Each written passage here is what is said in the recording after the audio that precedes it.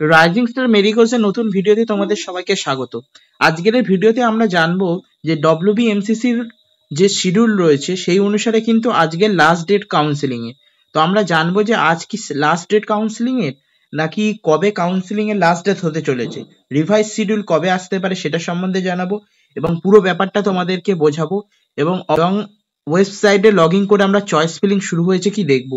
পুরো ভিডিওটি লাস্ট পর্যন্ত দেখো, আশা করি তোমাদের ভালো লাগবে। চলো শুরু করা যাক। দেখো, আমাদের যে আগের যে রিভাইজ সিলেবাস ছিল, যেটা 9 তারিখে পাবলিশ হয়েছিল, সেটার অনুসারে আজকে 17 তারিখ এবং 15 তারিখে 4টে থেকে 17 তারিখে রাত 10টা পর্যন্ত স্পেলিং এর লাস্ট ডেট ছিল ওয়েস্ট বেঙ্গলের।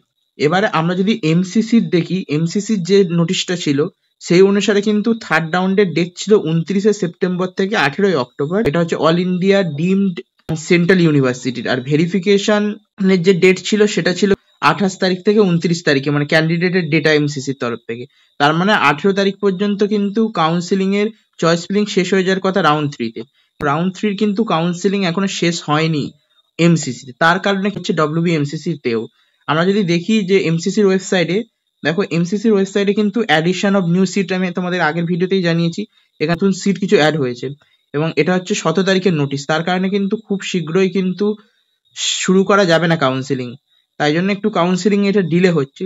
আর এই ডিলের প্রভাব কিন্তু ডব্লিউবিএমসিসি তেও পড়বে।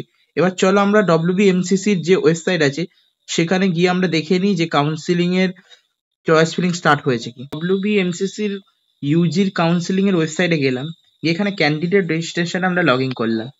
লগ ইন করার পরে আমরা ওয়েট করব। দেখো এবারে আমি একটা ইউজি রোল নাম্বার দিচ্ছি, দিয়ে ট্রাই করে দেখছি। আমি একটা ইউজি রোল নাম্বার এবং পাসওয়ার্ড দিয়েছি। এবার আমি সিকিউরিটি পিন দিই 323254 দিয়ে আমরা দেখব। তো এবার ওটিপি আমাদের ইমেল আইডিতে চলে আসবে। ওটিপি আসার পরে আমরা দেখছি, আমরা ওটিপি দিয়ে দেব 211660 দিয়ে আমরা লগ ইন করবো। দেখতে পাচ্ছি যে এখানে লেখা রয়েছে চয়েস ফিলিং আর modification for round 2 will be available as per the schedule.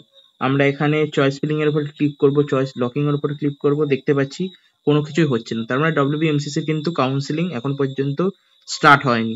এখানে বলেছে অ্যাজ পার দ্য শিডিউল, বলেছে available as per the schedule. কারণ দেখো আজ 10টা পর্যন্ত কিন্তু কাউন্সিলিং শেষ হয়ে যাওয়ার কথা, যদি ওটা হতো তাহলে বলতো শিডিউল হ্যাজ বিন ওভার্ড, বাট এখানে শিডিউল হ্যাজ বিন ওভার্ড বলেনি, বলেছে choice filling for the round 3 will be available as per the schedule.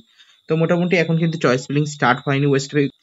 এবারে এটা কেন স্টার্ট হয়নি সেটা কারণ আমি তোমাদেরকে জানালাম, এমসিসি যতক্ষণ না কাউন্সিলিং শেষ করতে পারবে ততক্ষণ, সেই সিটগুলো যতক্ষণ না কনভার্ট হবে ততক্ষণ কিন্তু ডব্লিউবিএমসিসি ফার্দার প্রসেস করতে পারবে না।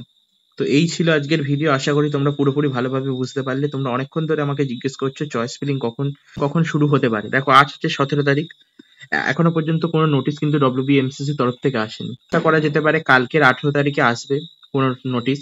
যদি 18 তারিখে না আসে তাহলে রবিবার ছুটি থাকবে, তাহলে মোটামুটি 20 তারিখের দিকে নোটিশ আসবে। যদি 18 তারিখে না আসে তাহলে 20 তারিখেও যদি নোটিশ আসে, তার মধ্যে কালী পুজো অনেক কিছু ব্যাপার রয়েছে। তো চয়েস ফিলিং যদি 20 তারিখ থেকেই স্টার্ট হয় তাহলে 20 থেকে কমপক্ষে 2 দিন এটা হবে, মানে 22 থেকে 24 তারিখ পর্যন্ত এই ডেটের মধ্যে কিন্তু কাউন্সিলিং এর চয়েস ফিলিং হওয়ার চান্সেস রয়েছে, যদি না এমসিসি আবার ইন্টারফেকশন না করে। এবং 24 তারিখের মধ্যে হয়ে গেলে আশা করি 26 তারিখের মধ্যে রেজাল্ট বার হয়ে যাবে এবং 28 তারিখের মধ্যে অ্যাডমিশন প্রসেস স্টার্ট হয়ে যাবে। তো আমি তোমাদেরকে বোঝাতে পারলাম যে এটাই এক্সপেক্টেড শিডিউল হতে পারে যদি এমসিসি আবার কিছু ডিলেজ না করে। আশা করি তোমাদের কোয়ারি আমি নিতে পারলাম। যে তোমাদের কাউন্সিলিং এ চয়েস ফিলিং নিয়ে বেশি টেনশন করার দরকার নেই, চয়েস ফিলিং স্টার্ট হলেই আমি তোমাদেরকে জানিয়ে দেবো। অবশ্যই ভিডিওটিকে একটা লাইক করবে এবং সাবস্ক্রাইব অবশ্যই করবে। পরের ভিডিওতে আমরা কাট অফ নিয়ে আলোচনা করব, যে সিটগুলো বেড়েছে তার উপরে বেস করে ক্যাটাগরি ওয়াইজ কত কাট অফ যেতে পারে সেটা নিয়ে আমরা ডিসকাস করব। তো পরের ভিডিওতে দেখা হচ্ছে, আশা করি তোমরা ভালো থাকবে। বাই।